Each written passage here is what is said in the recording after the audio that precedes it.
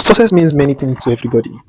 To a carpenter, a success could be, becoming a contractor, getting a contract job. And success to another person, maybe a barber, could be that he owns his own salon. And success to a career person, it could be promotion. Success to another person could be marriage. Success to another person could be giving birth to children. And success to another person could be becoming the president of a country. And to another person could be just starting a small scale business. And to another person is helping other person or becoming a philanthropist. And so success to you in your life is different from your definition to success in another person's life. And so at every particular point in time, we are successful because as at you now, you are the success of something few years back. That is, you are the successful combination of your ambition and your work for some years till this point in time. So who you are now is the whole combination of what you have been through, your experiences, the things that you have been able to work, how you have been able to work on yourself, perhaps the skills, perhaps the people you have been able to meet, perhaps the connection that you have been, everything that has come together to be able to make you become who you are today. That's what success is to you. And you are successful. Perhaps your life is not meaningful, perhaps your life is not making any sense as at this point in time, but you are successful. You have successfully helped yourself to become who you are today. And so moving on from where you are to another point, perhaps next year, this time next year, you're also going to become successful at something. Perhaps you may not be comfortable about it, and perhaps it might be something that you always wanted, but it is also success. At every point in time, at every particular point in time, we are always successful at something. In fact, we are successful in our lives. We are a combination of our actions, our connections, and our decisions over the past months or the past years. And so living a successful life or becoming somebody that has a meaningful life is a very big responsibility. And when I mean meaningful life, is a successful life that is positively inclined. That is, you get to a point at which you are fulfilled with the kind of life you are living. And as at that point in time, I will tell you, it's going to take a lot of things, a lot of demand, a lot of responsibility from you. And this is not just a kind of words to make you feel like, okay, you have a lot of work to put in, you have to do this, you have to. No, this is not it. This is a kind of revelation to make you understand that whether you are intentionally doing anything or you are not doing anything, whether you are working on yourself, whether you are complaining, whether you are there, whether you are going out, whether you are just sitting down at home, you are going to become successful in either spoiling your life or making your life a better one. So no matter what you are doing today, this moment, this point, whether you are watching this video or you are doing something else, you are successful at something. And you are going to be successful in a few months' time. Because what you are doing now is going to give you the revelation of your life to come. And so your next 1 month, your next 6 months, the revelation of your life in the next 5 years is the definition of what you have been able to put in from now until then. And now, this then brings us to what exactly is success to you, or what exactly is meaningful or fulfillment to you. Let me put it that way. What exactly is meaningful success? That is, what kind of success will you have that is going to make you satisfied or feel fulfilled with yourself? And so this kind of success is something that is dear to you and cannot be defined by somebody else. Because fulfillment is not derived by accomplishing somebody else's ambition for you, but what you want. And what you want sometimes, even most of the times, we do not know as young people. We do not know. Even as old people, whether in our career, in our decision making, in fact, in our marriages, in our relationship, in our place of work, in our workplaces, every aspect of our life. Most of the time, we cannot articulate. If you are asked, okay, what do you want to become, or how do you want your life to be? Most of us cannot really articulate it. You cannot spell it out that I want to become this, I want to do this, I want to do that. It's difficult for us to articulate most of the time, and that is why we have to live with whatever life actually brings towards us. And so to have a meaningful life, my brother, it starts with you making a conscious decision to know who you want to become. And you cannot know who you want to become when you have not even known yourself. And this is the crazy part about life, where we actually live to please others. And this sometimes is a subconscious thing, where we are living a kind of life to be able to make somebody else feel okay or comfortable around you, or to feel accommodated by somebody else. And so if we're in the midst of, let's say, your colleagues or your co-workers or your friends, maybe your old friends or new friends that you're just meeting, you want to say something that is going to be pleasing to them so that they can actually put you as part of the circle. Some of us, we know that you are not the circle that you feel like your friends, your circles of friends. We know that normally you are not fitting to it, but you are just doing a lot of things to just put yourself there. You are just saying some kinds of words that will make them accommodate you, for them to feel like, or for you to feel like you are part of them. And at the end of the day, when something happens or when shit gets on in life, we are the ones that are easily left alone in that circle. Most of the time, everybody in that circle might even be having plans and even be doing a lot of things, and you will not know anything about it because you are only part of the circle in words. You are not part of the circle indeed. So, how can we actually even first of all get to know who we are? And this starts with a question, a conscious decision to, discover yourself. And this is not some kind of campaign of, okay, know who you are and all of, no. This is a kind of a campaign where you actually converse with yourself and become realistic with yourself. Set yourself and say to yourself and mean what you are saying to yourself. When you get to really ask yourself some difficult question and find the answer, and don't leave yourself until you are able to answer those questions. Like, who am I? Now, when I ask you who are you, most likely you are going to tell me your name or tell me what you are doing or introduce yourself, your experiences, what you have been through, your past, and all of those things. But who are you actually? Who has all those things? Your name is an identity that is given to you. So who are you? Who are you? Who is that you? And this finding this you or finding this I by self was in fact it's something that is going to take a lot of time, depending on your humility and your chances of letting go of your ego. And if you are able to be humble enough, it is easy for you to get abreasted with who you really are. And until when you are able to understand who you are, it is difficult for you to live a life where you don't feel the need to please anybody or prove a point to anybody, because you are living your life for you. And whether you are pleasing somebody or you are not pleasing anybody as at this point in time, whether you are trying to move along with the crowd or whether you are just living your life to get by, it is still you. It is still you. It is still your life. And nobody is going to come down or come around to come and help you and pull you out of all of these things. It is still you. And so, we ourselves, for example, in our decision makings, for example, who do you want to become? Some of us, we go to the university, we are given courses that under normal circumstances is not what we want to do. As a matter of fact, most of us do not even know what we want to become. We just just want to go to the university. And so any course that is given onto you, you just take it up. Or any course that your parent asks you to go and do, you just pick it up and start working from there. And that alone is an identification of the fact that you do not know yourself. You do not know you. You don't know what you want. It is at the point at which you understand and know who you are and what you want that you can actually make a lot of decisions. And so, if you cannot make decisions for yourself, it's an identity or is a proof that you are yet to get abreast with your own identity. And so, if people are still making decisions for you, for example, where do you want to live?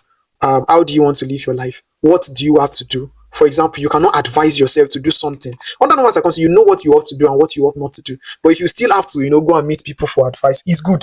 It's quite all right. But if it is becomes something that you cannot make little and simple decisions for yourself, it is an identification of the fact that you do not know who you are and you have not gotten abreasted to that person that you are. And so before you can get abreasted to that kind of person, you must be able to sit with yourself and be truthful to yourself. Because the reason why you do not know who you are is because you have lost trust in yourself over time. Because over time, you have seen yourself that you are not trustworthy. Perhaps you lied to yourself. Perhaps when you have lied to people about who you are, you have said a lot of things to please people to a very large point. You get to a point whereby you begin to lie to yourself and you do not know what is true about yourself. And so subconsciously, you cannot trust yourself anymore. And so to even make a little decision, you have to ask for somebody that you perceive to even be of more knowledge than you, to tell you the same thing that you know you should do. And so before you can be able to now do it. And this kind of life, it leads to you having to live a kind of life where you feel like people are the one that are leading you. You do not feel like you are the one that is leading yourself. You do not feel like you are living yourself for you. And over time, what happens is the fact that this person, you continue to live your life to the point at which later in life you begin to regret. And you cannot really pinpoint where that regret or the reason for this regret. We have a lot of adults today that are in this circle. Perhaps they are in their old age now. And they are still looking up to somebody to make decisions for them. They're still looking up to somebody to be able to do something for them, to tell them what to do next. So when they lack people that will make this decision for them, they just go haywire and start living their life recklessly. Well, you don't have to aim to be successful. You don't have to. And that's the honest fact. You can just choose to live a mediocre life. You can just choose to live life as it goes by. But at the end of the day, it's you. But the fact is that whether you try to or you aim to become a successful person at anything, whether you try to live a meaningful, morally high standard life for yourself, what happens is the fact that You are living, your life is not just you. It's not for you. You are not living for yourself. You are living for everybody that has ever known you or are related to you. Because your children, your friends, your family, most especially your family, you are living your life for them to a very large extent. But it's still your responsibility to make your life make sense. If you live a wasteful life and live a life where that does not have any meaning at all, it is still going to bounce back on your family, perhaps. But you are the one that is going to carry your cross. You want to be successful. Yes.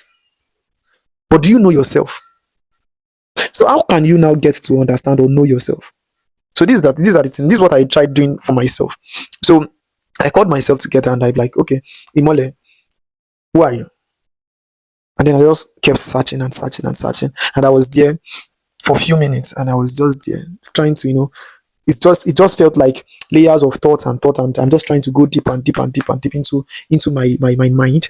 And the more I go deep, the more I try to, find myself, the more I lose myself.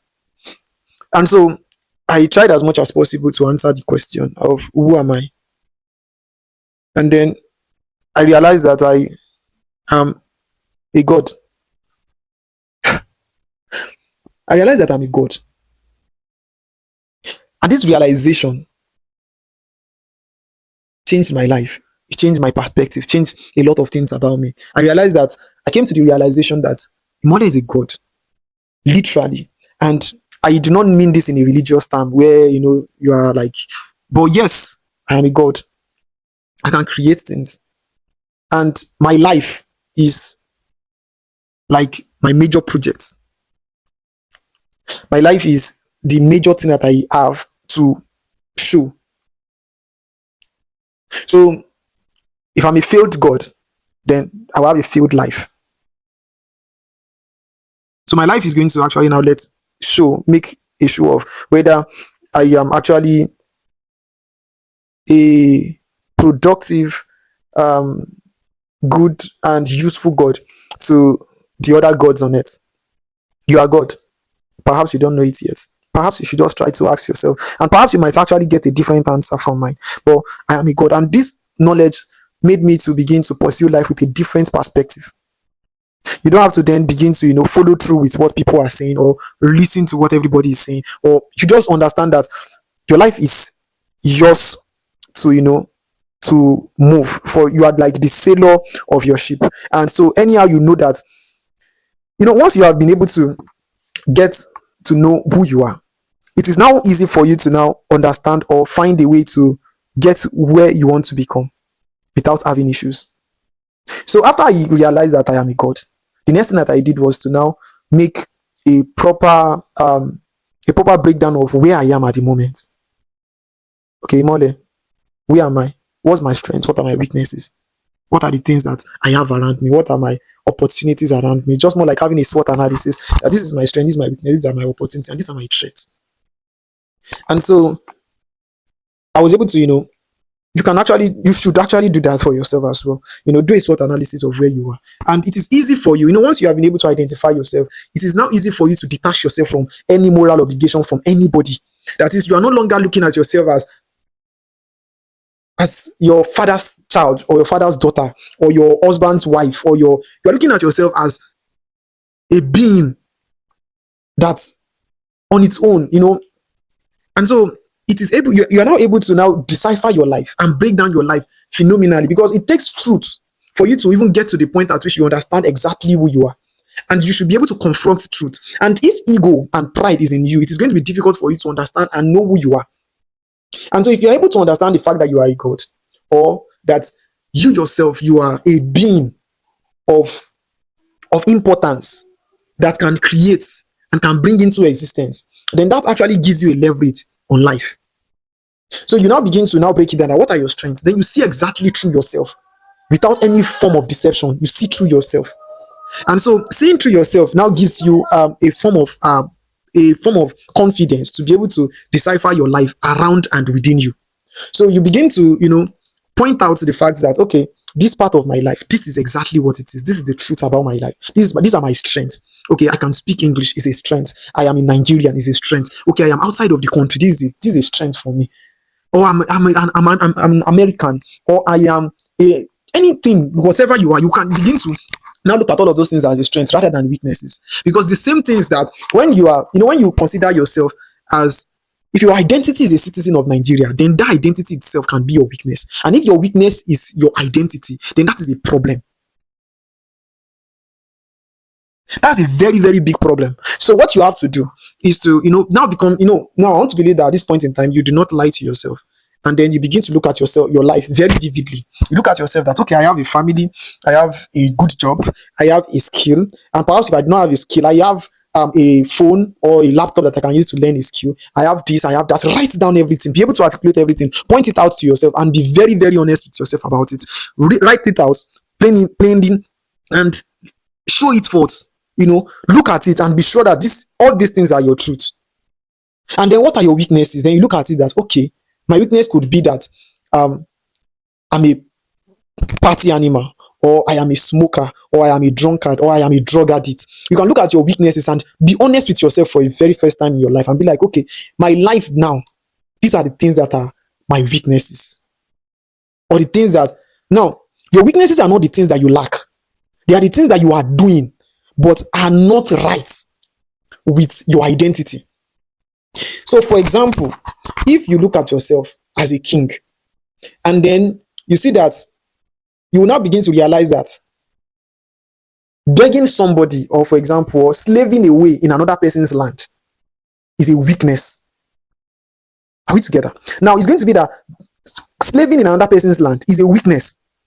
And it is not, you are not going to look at maybe something like, let's say, having to have a wife. You are not going to look at having a wife as a weakness, because you are a king, and a king can have a wife, can have two wives. So when you understand the concept of what weaknesses are, you begin to write down your weaknesses, the things that you are doing that are not in alignment or should not be in alignment with your identity. And all of those things you are going to be able to write it down. Then you look at your opportunities. Okay, I have friends, I have people, or I have a brother that is this, I have an uncle, I can learn this. The opportunities around you, look at it. And most of the times, you do not see your opportunities because you do not even know your identity, and you do not know your strength. Your strengths are going to point you to the direction of your opportunities. Your strengths are going to point to the direction of your opportunity. For example, if your strength is that you have a laptop, so your opportunities could be that, okay, you can, you can choose to learn graphics design, or you can choose to, start a freelance job, or you can start a side gig that is just going to help you and the likes. All of those things is on you. It's on you. And so to be able to strive to have a meaningful life, all of these things, you should be able to know them off heart. You should be able to tell yourself straight in the eyes. And if anybody is asking you any question, for example, if I see you randomly and I ask you, young man, what can I do? And what one thing can I do for you that's going to make a meaningful difference in your life? And you are going to, the first thing perhaps that you're going to ask, because you lack identity, would be that, give me money. Well, money could actually be what you need in the actual sense. But we tend to actually just call anything, because we look at it as just an opportunity to, be lucky. Luck. Okay, don't let me digress. I'm not going to talk about luck. But at the end of the day, you only are able to take advantage of every opportunity if you know your own self, if you know your identity, you can be able to, articulate who you truly are. And that's what is very important in life. Very important. And so, after you have been able to, do an evaluation, a proper evaluation of everything that is around you, everything that you are, like your present state, your present predicament, be able to articulate them properly. That is, you know exactly your hooks and your crannies. You have gone deep into yourself and you have searched out all of those truths. Then now, the next thing for you is to now begin to, you should now now since you know yourself, you know where you are. It's now for you to now find your destination. So where do you want to be? What kind of life do you want to? What kind of legacy do you want to live? What kind of life do you want to live on the long run? Do you want to just, for some people, it could be that I just want my family, have a good job, and, just have my own house, have my car. My wife should be doing her own stuff. Maybe she will have her own job as well and be comfortable. To somebody, that could be the kind of life they want for themselves, which is not actually bad in itself, as long as that is what is going to make you fulfilled. because the concept is fulfillment. You understand? Because to some people, your sense of fulfillment, what brings fulfillment to you, could be a sense of mediocrity to them. And you cannot judge people's mentality on your own strata. So we are going to let everybody be able to choose or decide exactly what they want to become for now. And we leave it there.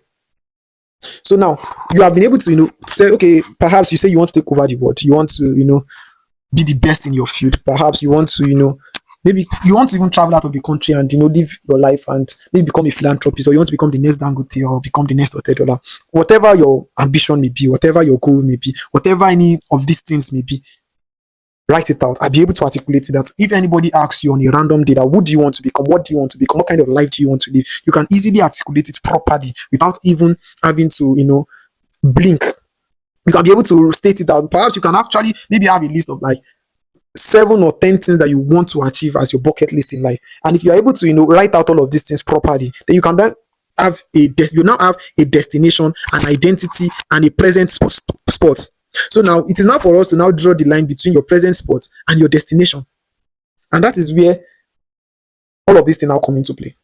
Now, earlier on, I was explaining to us that success, at every point in time, we are successful. Now, the reason why you do not have what you have or what you want to become, the reason why you do not have your ambitions yet, is because you have to become a kind of person to be able to have that kind of thing. Are we together? Now, you are a kind of person. That's why you have this kind of life now.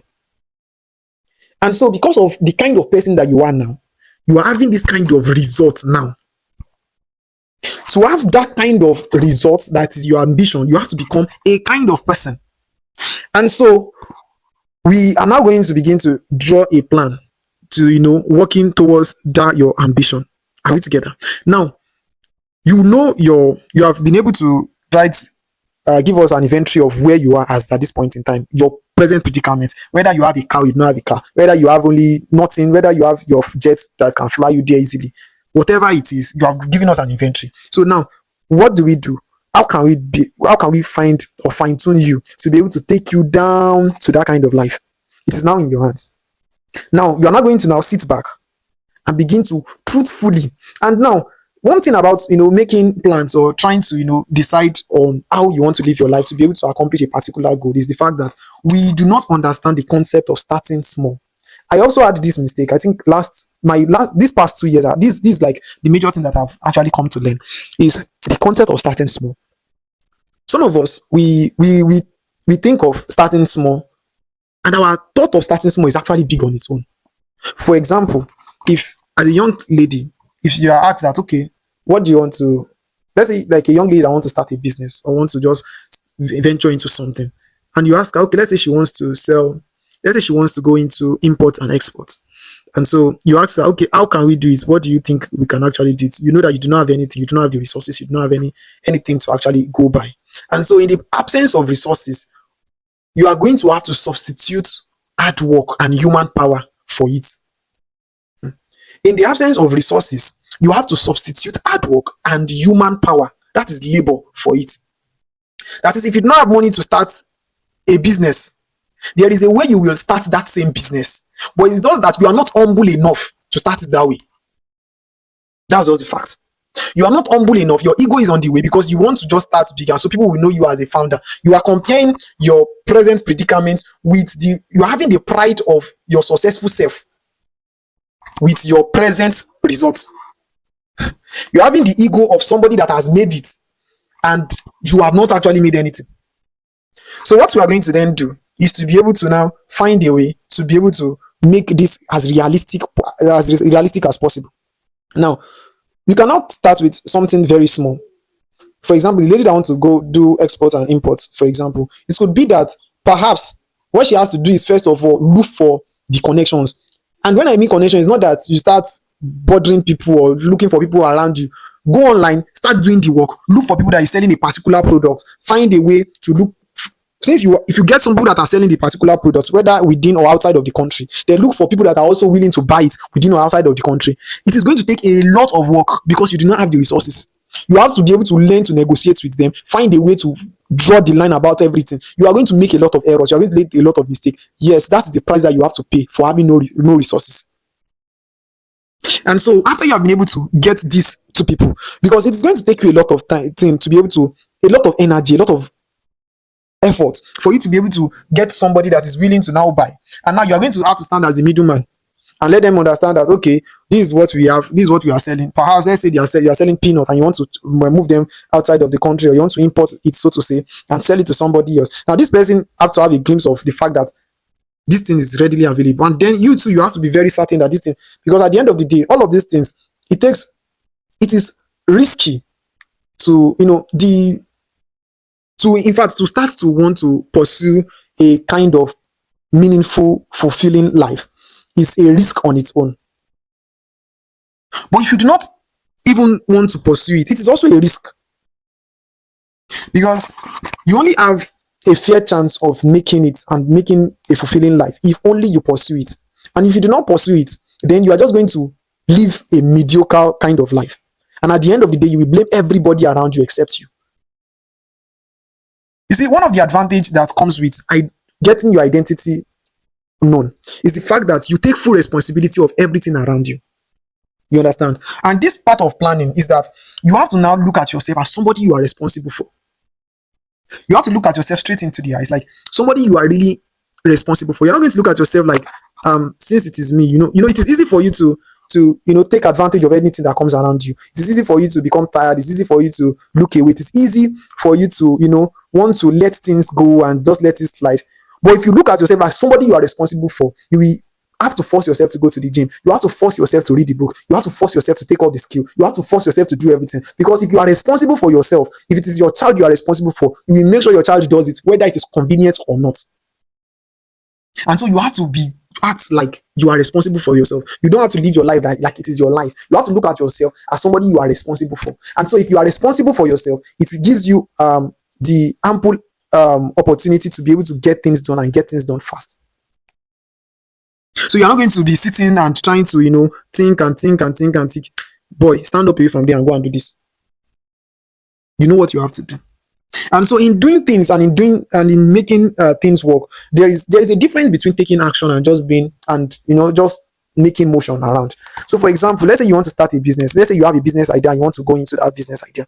One of the things that we used to do is the fact that we begin to write and draw plans and draw plans and draw plans and do this and do this. And all of these actions, or all of these things that we think we are doing, we look at it as if we are really, progressing. But in actual fact, we are still on the same point. So the day you started all of this planning and everything, let's say you decide that, okay, I want to be selling granules. I did not have money. I did not do this. I did not do that. I did not do this. Okay, that's all right. That's you trying to analyze yourself. But how can you start now? That's the question you should be asking yourself. It is not how do I begin to, no, some of us will now begin to draw like a 10 years plan as to how we will begin to, and all of these things, within yourself that this is the thing about ego, is the fact that we find a rational reason to make it logical. We find a logical reason to just make it as rational as possible. But at the end of the day, everything is just time wasting. You need to start taking action, and you need to start taking action now. If you have to go and meet somebody that needs granules, tell them that you are selling granules. Even though you do not have the granules, tell them that, okay, I am selling granules and the dozen price, maybe it's 250 naira for a dozen. Okay, how many dozen do you think you want to buy? The person tell you, okay, I want 10 dozen. That's 2,500. Okay, can you pay half of the money? I'll go and bring it for you. No. And then if the person agrees, and the person does not agree, go and meet the person that is selling it. Tell the person that, okay, I have somebody that wants to buy 10 dozen. Can you help me? Can you deliver it for me? I'm going to pay. And all of those things. Then you will be able to, draw a line around and to be able to make it meaningful. And so until you are able to, draw this line and have a productive and meaningful conversation with yourself, it's only going to begin to deep down. So this is about Imole, Light of a Thousand Suns. I am the Emmanuel Ajopo, and see you in our next video. Thank you.